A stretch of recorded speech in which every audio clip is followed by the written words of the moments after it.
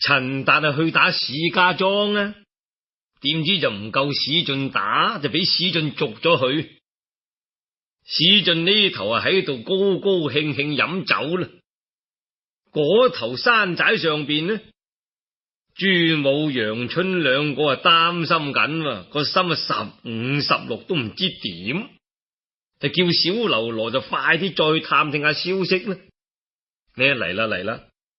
只見同陳達去嗰啲人係牽住隻空馬，跑到山前，大聲咁嗌話：苦咯呢趟！陳大哥唔聽兩位大哥嘅說話，呢趟連命都冇埋啦！朱武問佢點解啊？咁小嘍囉就1、5、1、10，將陳達同史進交鋒就唔夠史進打嘅經過就講俾朱武聽。朱武話啦：唉，係唔係呢？唔聽我嘅說話，果然撞咗個大板啦！楊春話啦：咁我哋點齊人馬，係人都去同佢死搏一場啦，好唔好啊？咁亦唔得嘅，佢都尚且輸咗咯，你又點打得過史進至得噶？我有一條苦計，之如果救佢唔到呢，我同你都會冇埋噶。乜嘢苦計呢，大哥？朱武控埋佢耳仔邊，細細聲話：嗱，咁啦，咁。楊春聽咗就話啦：哎呀，好計啊！我而家就同你去，事不宜遲啊！再講下史進，佢喺莊嚟怒氣未消，只見莊客飛跑入嚟報告話，少華山嘅朱武楊春親自嚟啦。咁史進話：當衰啦佢，我要將佢兩個一齊捉埋，介去官府，快啲牽馬過嚟。隨即就打響梆子，召集啲莊客嚟啦。史進上咗馬，正話要出莊門啫，只見朱武同楊春空手掉掉，就咁步行就已經嚟到莊前啦。佢兩個一見到史進就雙雙跪低，一殼眼淚。咦，奇啦！史進就落翻馬，喝佢哋話：嘿，你兩個跪算咩意思啊？朱武喊起上嚟，佢話：唉，我哋三個人屢屢俾官府迫害，不得已咁先至上山落草嘅啫。古時候農民聚眾起義呢，多數係佔據啲山林草澤做根據地嘅，所以合夥起義就叫做落草。朱武跟住話：我哋當初誓過願，不求同日生，但願同日死。雖然唔及劉關張咁義氣，只個心係一樣。今日小弟陳達唔聽好話，誤犯虎威，已經俾英雄你捉咗喺貴莊嚟。我哋求救無門，所以前嚟聽死，請英雄將我哋三個一齊戒官請賞。我哋誓不皺眉，我哋死於英雄手上，並無怨心啊！史進聽咗個心諗啦，哦呵，佢哋真係咁義氣噶？如果我捉咗佢哋去戒官請賞，聽下俾天下嘅好漢笑我唔夠英雄添。於是史進就話：你兩個跟我入嚟先。朱武同楊春一啲都唔膽怯，跟住史進就入去。入到後廳，又是跪低，叫史進綁起佢哋。史進3番4次叫佢哋起身，佢兩個點都唔肯起。正所謂英雄重英雄啊，好漢識好漢。史進話：你哋既然係咁講義氣，我如果將你哋送去官府，我就唔係好漢。我放咗陳達，交翻俾你哋好唔好啊？朱武話：千祈唔好連累咗英雄你啊，咁樣唔妥嘅，仲係將我哋介去官府請上罷啦。咁點得啊？你肯唔肯食我嘅酒菜呢？死都唔怕落，何況酒肉啊？好，當時史進好高興，即刻放翻陳達，就喺後廳擺酒嚟款待佢哋三個人。朱武、楊春、陳達梗係拜謝大恩頂啦。飲完呢餐酒，三個人就辭別咗史進翻去山寨。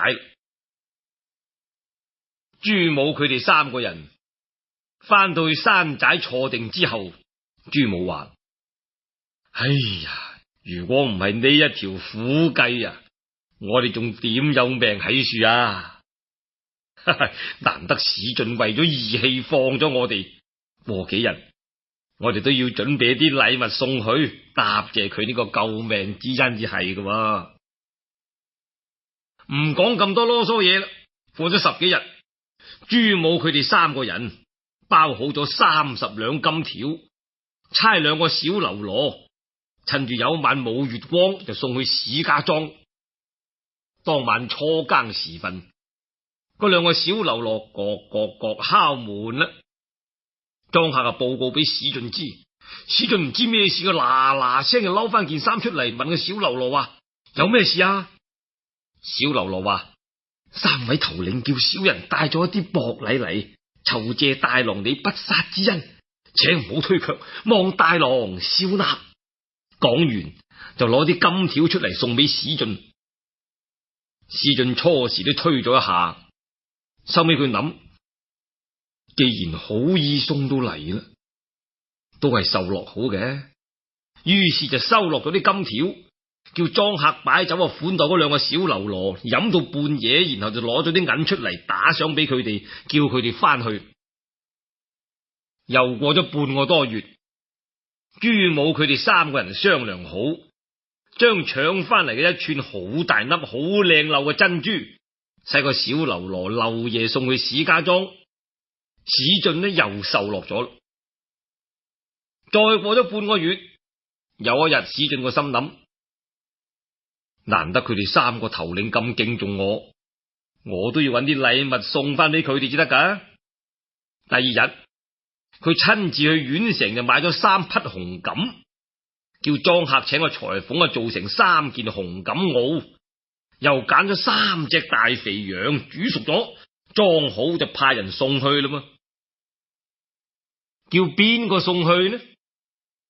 史進嘅莊裏邊啊，有個做頭嘅莊客就叫做王四。呢個人見慣官府，口齒伶俐，人人都叫佢做蔡伯當嘅。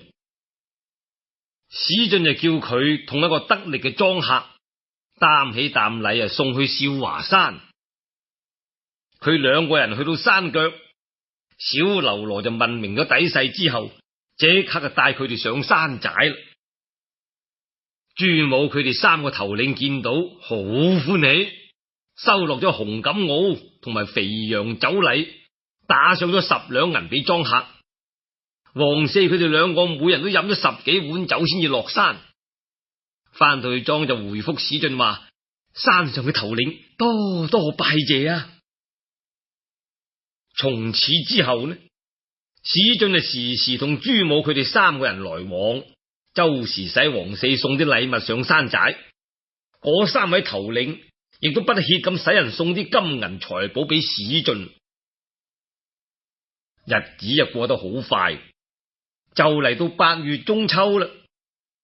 史進想同3位頭領聚會一下，就約佢哋15晚喺莊裏邊飲酒賞月。於是就差王四帶一封請帖去少華山。朱武佢哋收到請帖，滿心歡喜咁應承咗，跟住就寫咗封回信，打賞咗王四幾兩銀，請佢飲咗10零碗酒，叫佢翻去回覆史進啦嘛。王四落得山嚟，咁啱遇着嗰個經常送禮物嚟史家莊嗰個小嘍囉，一手攬實唔俾佢扯。夾硬拉咗去山路邊一間小酒店，又飲咗10多碗酒。好啦，黃四飲完酒，同個小嘍囉分別之後，就翻去史家莊，一路行，俾啲山風一吹，啲酒啊湧起上嚟，行得佢撇下撇下就步高步低，行咗唔到10里，見到有座樹林，就行咗入去，一下就碌低喺草坯上面瞓着。當時嗰個獵戶李吉啊，正喺山坡嗰邊整緊機關裝兔仔，乜見到有個人碌低咗，認出佢係史家莊嘅黃四，就趯過嚟扶佢啦。黃四啊醉到好似死咗咁，點都拱唔醒，拱得2拱啫。咦，見到黃四嗰個搭膊裏邊突出啲銀嚟，李吉就諗啦，喺邊度揾咁多銀啦？喂，呢個家伙醉成咁樣，唔攞佢一啲就笨咧。李吉解開黃四嘅搭膊，喺地下一等，就連銀帶信一齊掟咗出嚟。佢攞起封信拆開嚟睇下，信裏頭寫嘅好多咩之乎者也嘅言語咧，佢就唔係點識睇嘅。即佢仲係識得少華山、朱武、楊春、陳達呢3個名噃。李吉話啦，我咁日日打獵啊，幾時至得發達啊？嗰個算命先生就話我今年會發一大筆財嘅，原來係應喺呢度嚟。華陰縣而家出3000貫賞錢，要捉佢哋呢3個賊佬。又似你呢個史進啦，嗰次我喺你個莊度揾矮仔耳，你就話我嚟摸底探盤啊嗱。原來你自己啊同啲賊佬來往。李吉攞咗啲銀，帶住封信走去華陰縣出手告史進啦噃。而家講翻下嗰個莊客黃四。佢一覺瞓到2更天先至瞓醒，見到啲月光微微咁照住自己，嚇咗一驚，即刻跳起身，四圍一望，都係松樹嚟，摸一摸條腰，弊啦，搭膊同封信都冇咗啦，嗱嗱聲到處咁揾啦，見到個搭膊喺草地嚟，執起嚟一摸，空嘅，死啦呢趟。黃四諗，啲銀就唔緊要啊，唔見咗封回信點算好呢？都唔知俾咩人攞走咗添㗎。佢眉頭一皺啊，計上心頭。如果我翻去話跌咗封信，大郎啊一定好嬲嘅，梗係要趴我扯㗎啦。不如我話冇回信嘅，咁就冇得查啦嘛。諗妥啦，黃四飛咁就趕翻去莊，翻到去已經5更天，就嚟天光。史進見到黃四翻嚟就問佢話：去到而家先翻嚟嘅你？唉，都係託主人你嘅福蔭，因為山寨裏邊嗰3位頭領留住小人飲咗半晚酒，所以翻得咁遲啫。有冇回信啊？3位頭領話要寫回信，至小人話3位頭領既然一於嚟赴宴噶咯，就何必回信呢？小人飲多咗幾杯酒，喺路上如果有咩冬瓜豆腐，唔係講玩嘅，咁3位頭領就冇寫回信啦。唔怪得人人都叫你做蔡白當，確係使得。小人唔敢有半點差錯嘅，喺路上我都冇停過腳，一直走翻嚟。既然係咁樣，聽日就叫人去縣城買齊啲過節嘅物品，準備酒席啦。冇幾耐，中秋節到，嗰日天色晴朗，好日子啊！史進就吩咐屋企啲人劏咗隻大肥羊，仲劏咗100零隻雞鵝，準備酒席。咁少華山上嘅朱武、楊春、陳達3位頭領呢，就吩咐啲小嘍囉看守好山寨，只係帶咗4、5個人做盤，各人都入咗把朴刀，掛住口腰刀，唔騎馬，就咁步行落山，一直嚟到史家莊。史進出嚟迎接，行過禮就請入去後園啦。裏邊已經開好晒台，擺好咗酒席啦，埋位啦。史進就請3位頭領上座，自己坐喺打對面嗰席相陪，又吩咐啲莊客將前後門都閂好，咁就飲啦噃。嗰啲莊客啊輪流過嚟斟酒，一邊就割羊肉嚟敬酒，你一杯就我一盞，都唔知幾熱鬧。呢陣時明月出東山，銀光照萬里啊，好景致啊！正喺度飲酒賞月，忽然之間，咁牆外邊一聲吶喊啊，火把照到光晒。史進大吃一驚，跳起身嚟吩咐話：你哋3位坐住先，等我去睇下。又喝啲莊客唔好開門，然後擔咗把梯上牆頭一望，只見華陰院嘅縣尉騎住隻馬，同埋2個刀頭，帶住3、4百兵仔，都圍實間莊園噃。哎呀，弊呀！史進同3個頭領一味叫苦喺啦。外邊啲火把光啊，照見啲鋼叉、朴刀、五股叉、流客柱擺到好似麻林咁密。嗰2個刀頭大聲咁嗌：唔好俾啲賊佬走咗啊！一見到外邊官兵團團圍困，史進就話：哎呀，點算好呢？朱武佢哋3個頭領啪聲跪低，佢話：大哥，你身家清白，唔好為咗我哋連累咗你。大郎，你快啲揾繩嚟綁咗我哋3個出去領賞，拖累你就唔好啦。史進話：咁點得呢？咁樣做豈唔係我氹你哋嚟捉去官府領賞，賺俾天下英雄恥笑我？我若果死，就同你哋一齊死，生就一齊生。你哋起身，放心，我哋再嚟想下法子。等我問問佢哋咩緣故先吓。史進就爬翻上梯，佢問：喂，你2個刀頭半夜3更帶齊人馬圍住我個莊做乜嘢啊？嗰2個刀頭回答話啦：大郎，你仲想賴啊？原告人李吉而家喺度嚟啊！史進就喝佢一聲話：李吉，你點解要冤枉好人啊？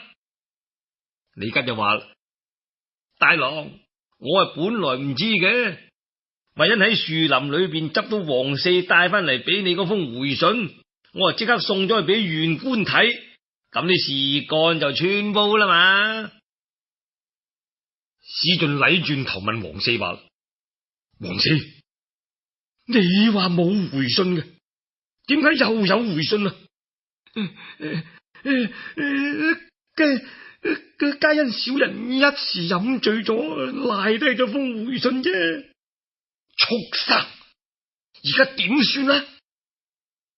喺外邊嗰班人個個都係怕史進打得，都唔敢夾硬衝入嚟莊裏邊捉人。朱武佢哋3個頭領用隻手指下外邊話：你應承住先啦，應承住先啦。史進會意啦，就嗌話：喂，你2個刀頭唔使喺度嘈嘈閉啦，叫啲人退後一步先，等我將佢哋綁出嚟，介去官府請賞。嗰2個刀頭亦都係好怕史進嘅，聽到咁講咪就話啦：唉，我哋同大郎有乜嘢啊？等你綁咗佢哋出嚟，一齊去請賞啦。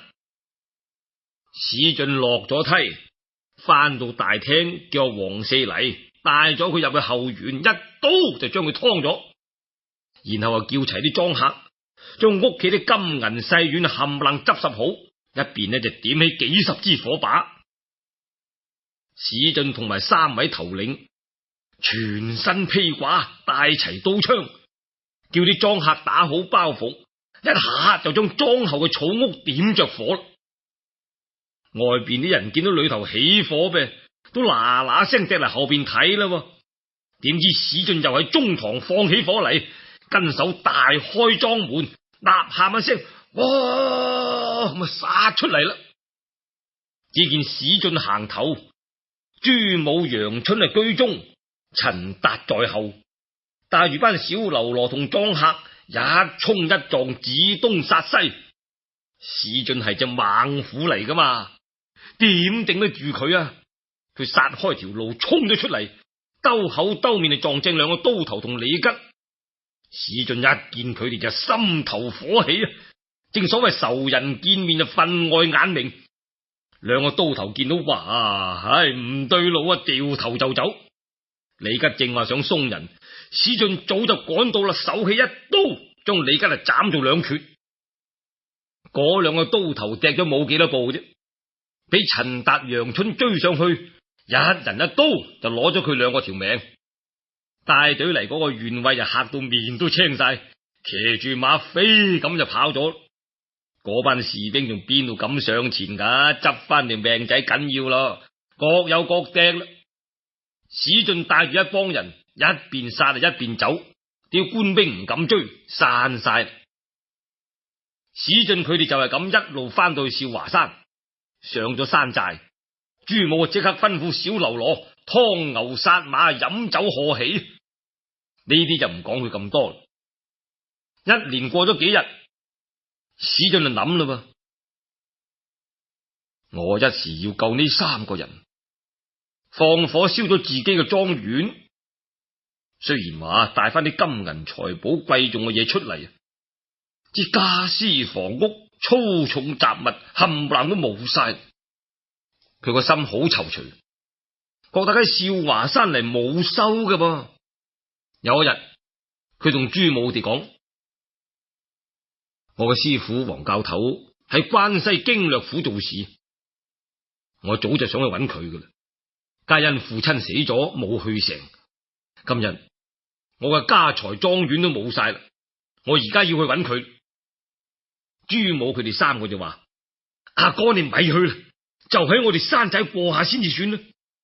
如果阿哥你唔願意落草，咁等佢將來平靜翻咯，小弟我哋就同阿哥你重整莊園，再作良民呢。史進話：雖然你哋一片好意啊，知我點都唔願留喺呢處。我如果揾到師傅，亦要喺嗰度攞翻個功名，求得半生快樂啊！朱武話：阿哥你就喺呢處做個寨主，唔係仲快活咩？就係怕我哋山仔細，唔夠阿哥你歇馬啫。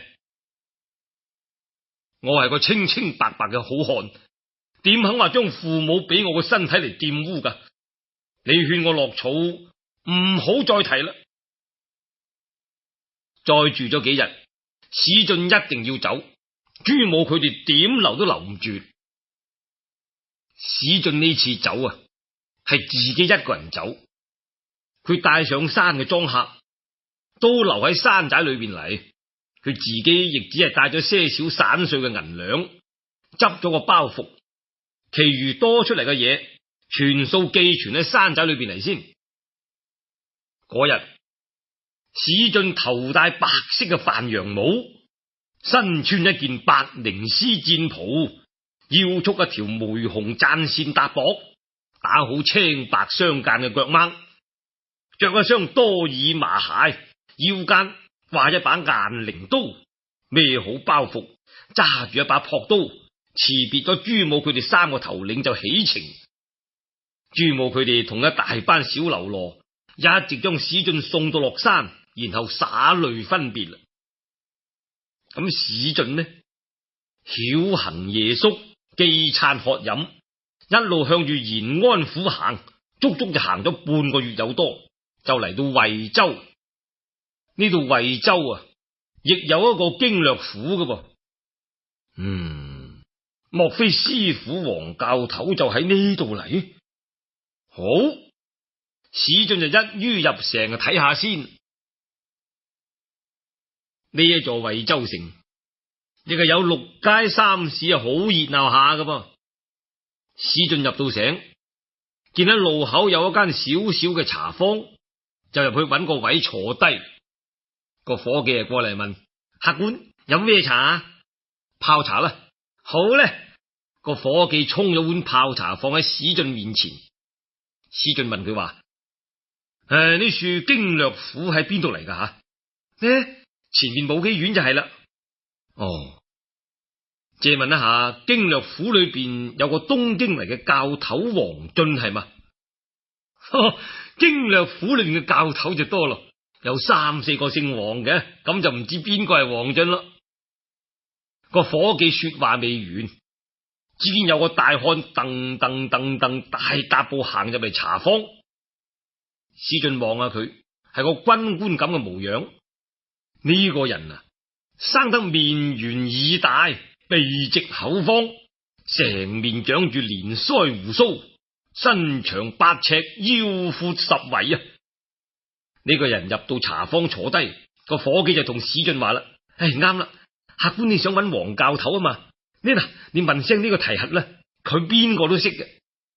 史進連忙起身行個禮話：官人請坐拜茶。嗰個人睇見史進生得高大雄壯，似個好漢咁樣，就過嚟同佢行個禮。兩個人坐翻低，史進話：小人斗膽，敢問官人高姓大名啊？我係經略府提轄，姓魯，單名一個達字。敢問阿哥你姓乜嘢啊？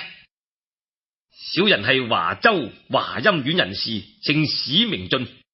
請問官人，小人有個師傅係東京80萬禁軍教頭，姓王名進，唔知呢處經略府有冇呢個人呢？